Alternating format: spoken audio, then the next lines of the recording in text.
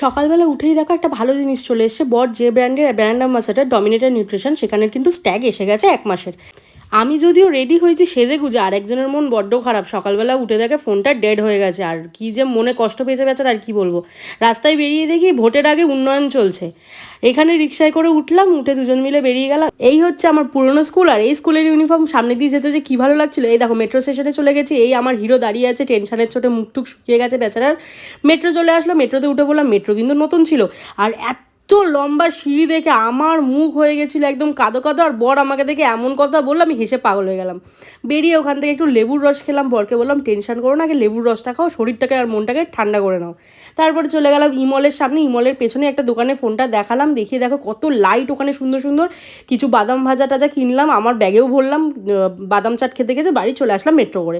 এসে নিজের ভিডিওটা শ্যুট করার চেষ্টা করছিল, মন ভালো নেই বলে ঠিকঠাক হলো না। আজকে ভিডিওটা এইটুকুই, টাটা।